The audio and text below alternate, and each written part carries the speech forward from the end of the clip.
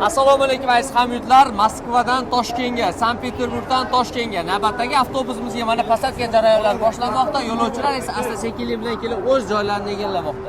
Kimdan kim shunday komfortabilni davlat tomonidan qo'yilgan reysiy avtobuslarda ketmoqchi bo'lsa, ishonchli nomerlarimiz ekranda turibdi. Azizlar, yo'lda dokumentda muammosi borlar. Qanday ketamiz degan ukalarimizga hozir ukamiz batafsil tushuntirib o'tadi. Qalaysiz? Assalomu alaykum aziz vatandoshlar. Moskvadan ketmoqchi bo'lsangiz, ya'ni dokument yo'q, registratsiyasi tugagan, patentini so'rab o'tgan vatandoshlarımizga yo'lda расход oladi. Shtobi bezdeport, bezaplik ketishligi uchun voditelimizga to'lov qiladi. Voditelimiz yordam berib, chiroyli qilib olib ketadi. Yuklardagi gapirib o'ting. Yuklarimiz har bir yo'lovchiga 60 kilogramgacha yuklab olishda mana farzandinglar bilan, nevaranglar bilan kelsanglar ham bo'laradi. Opajon, nima deysiz avtobusimiz haqida?